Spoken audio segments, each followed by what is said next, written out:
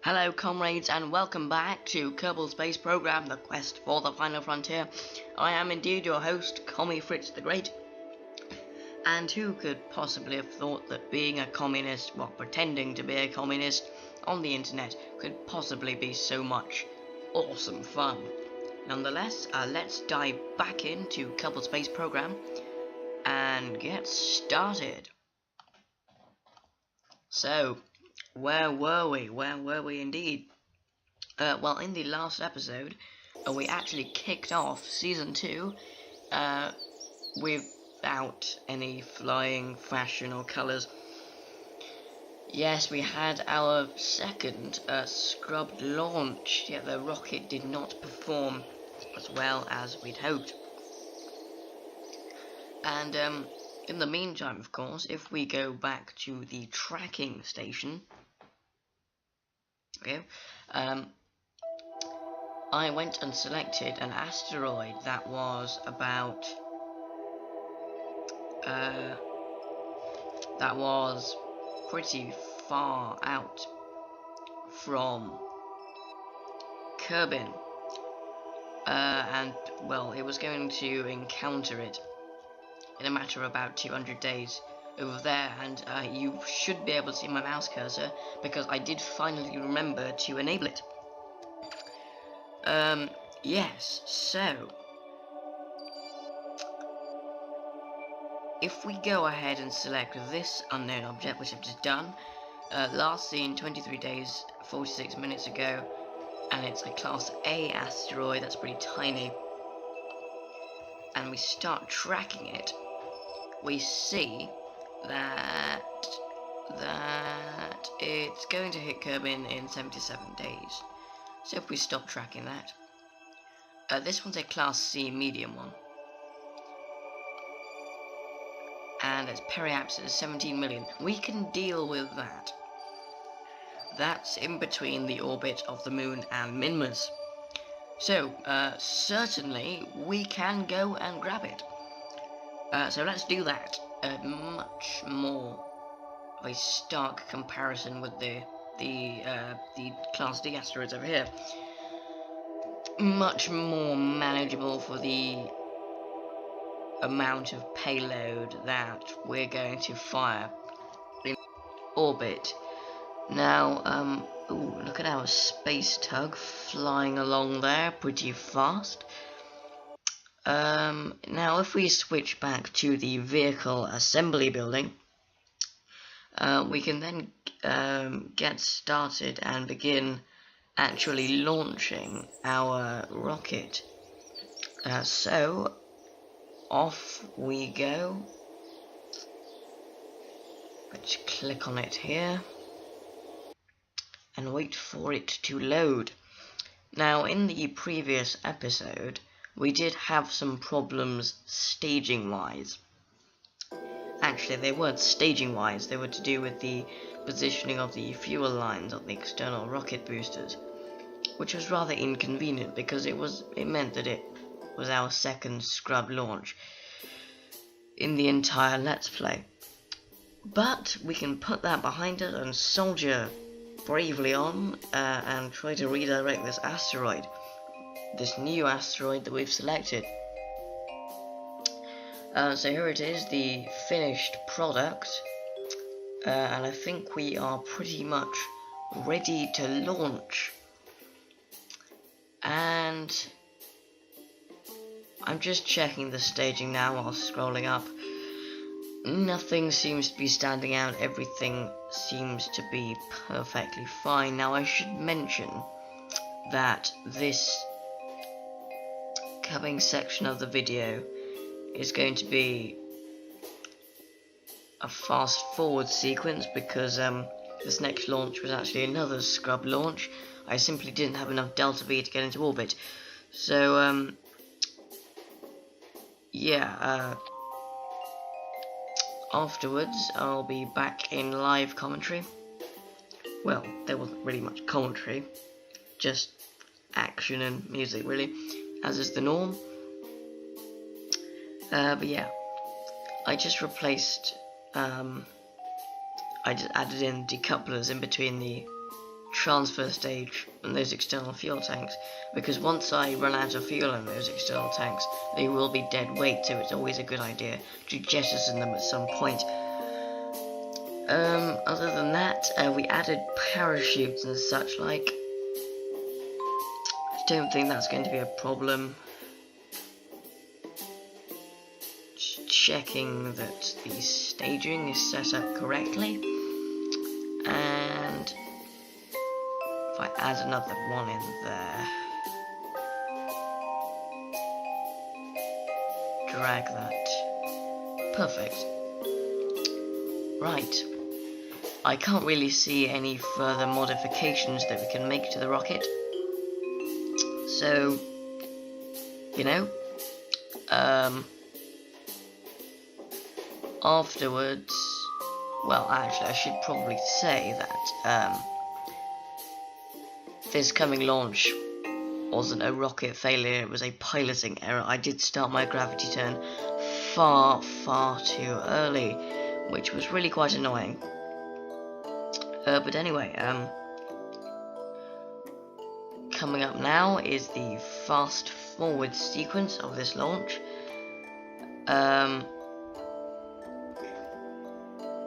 This was also a good opportunity to test the general functioning of the spacecraft, something that we don't usually do, but this is quite an important mission in the sense that we can gain quite a lot of science in the career mode. I think we can anyway. But I must warn you that this mission is perilously difficult, seeing as we haven't actually unlocked the NASA Space Launch System rocket parts. So here I'm just waiting for the launch pad Space Center scene to load.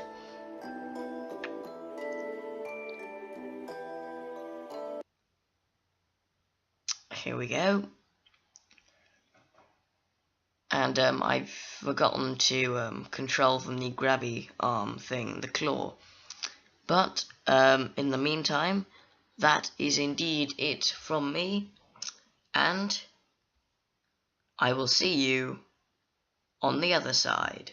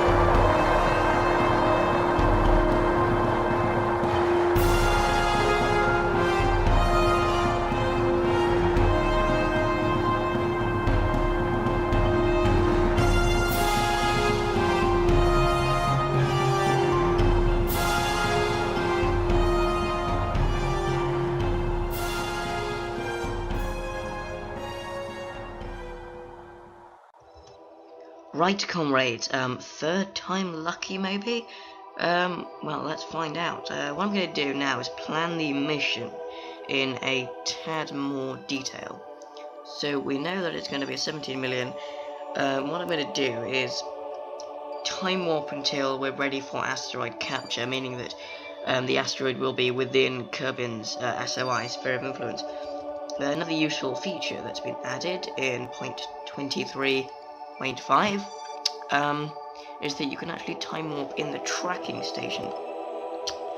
So begin the long and arduous process of time warping. Of course, this asteroid has about half a year's worth of travel to catch up on. Let's hope he packed sunglasses. Anyway, bad joke. Whatever. So yeah, the aim of doing this is to find out which orientation the asteroid is going to be coming in from, and we can then launch appropriately. Sometimes it comes in at either an eastward or westward angle. Now, we usually launch at a westward angle, so if it does, then that's good, but obviously we'll have to accommodate for that slight change. We usually launch eastward angle, because Kerbin rotates in an eastward manner, so we're going with the atmosphere, the kind of bowl that is the atmosphere, so we're rotating with it rather than being constantly resisted by it. And here we are, we have an encounter.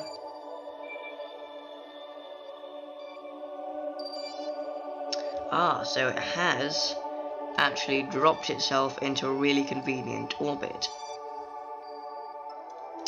So let's find out which way we're going.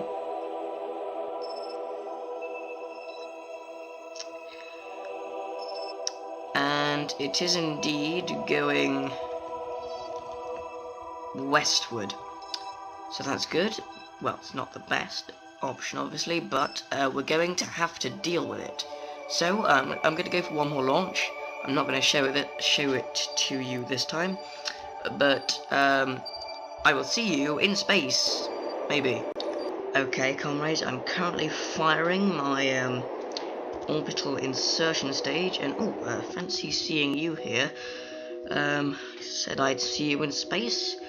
Hope you've packed some snacks, because I am certainly raring to go. Our orbit is expanding nicely, everything is looking good. Apoapsis, 1 minute and 37 seconds. Possibly wasting fuel by doing this, but I'm just going to throttle down a tiny bit anyway, just to make certain. And before I forget, Newly and Bob Kerman have magically reincarnated themselves. Yes, I am just as surprised as you.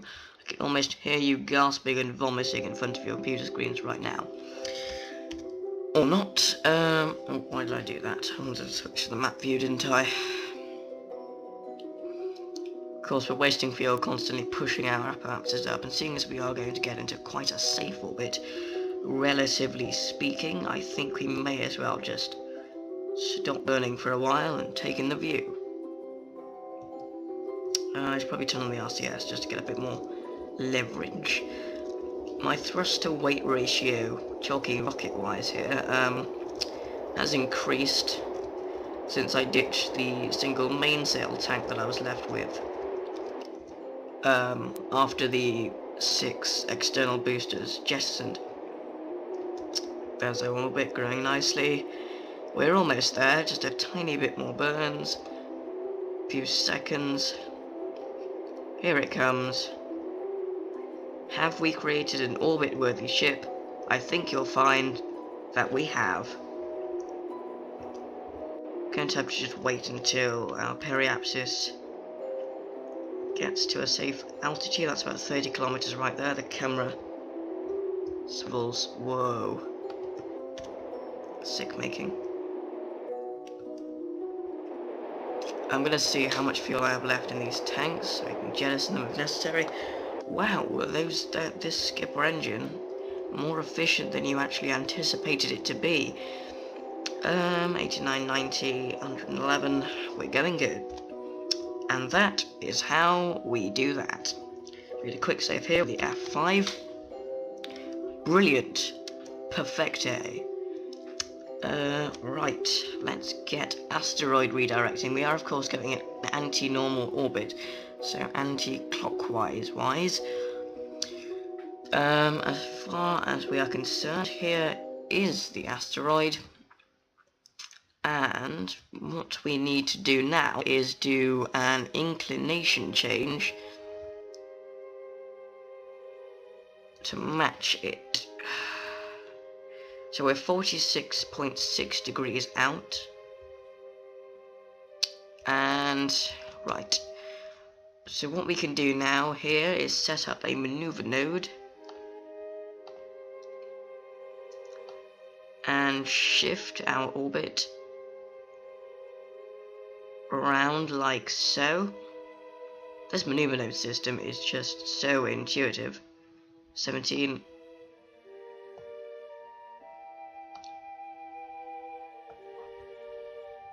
11. Wow, that's a lot of delta V we're going to need. -5, okay. -3.6. It's about to spin around. 2.8. 2.5. Oops.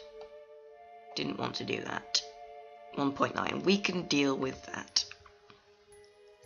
Now, our periapsis is looking good. We don't want to shift our orbit around, do we? But I think you'll find that we have we've gone a bit too far prograde and retrograde wise. Oh no.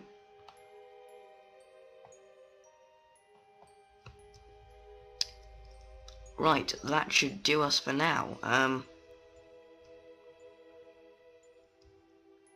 Yeah. Bit difficult this. We'll get there. Okay, that's quite a lot of delta V, right.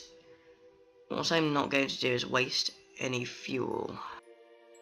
Yeah, wasting fuel is something that we really do not want to do at this stage in the mission. That really is quite a lot of speed we need to catch up on. Right, well this is looking interesting. We do need more fuel than we currently have.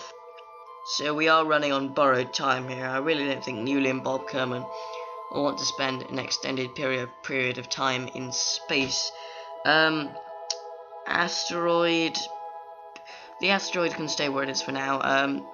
We need to rethink this mission. But I think what we need to do is send up a transfer stage, a new transfer stage, similar to the space tug we took up to the Duna mission last time. I think this time we're going to redesign it though. I mean, we need much more delta V and a higher thrust to weight ratio than we have from the nuclear engines. I'm not too sure how I can go about doing that. That's pretty open-ended. Please do comment below if you have any suggestions. But in the meantime, I'm going to try and solve this solution with the fuel that we currently have left. So I'm going to cut in a second to see what I can do. But yeah, in the meantime, I'll see you on the other side of the cut. Hopefully I will have thought up a solution. If not, then this whole project will have to run on to the next episode. That's it from me. I'll see you in a minute. Right, what I have actually decided to do is begin burning anyway, because what harm could it possibly do? And because, basically, I've decided to go ahead with this docking rendezvous idea, where you dock your transfer stage. So we're going to use as much fuel as we have in the tanks. We're going to suck them dry, before we launch the next rocket. Basically, my thought process was that if we incline our orbit as much as we can with the fuel we have, we can then alleviate the amount of work that we have to do, the transfer stage has to do. So ultimately is a more effective way of intercepting this asteroid. And obviously, seeing as we'll be saving fuel by doing this in the long run, we can then use that fuel to actually do all of our docking maneuvers and whatnot. So my Delta V timer is ticking down very slowly. Muley and Bob seem to be very happy. That's always good when you have a contented crew. When you have a content crew at your side. No issues that I can foresee with the spacecraft.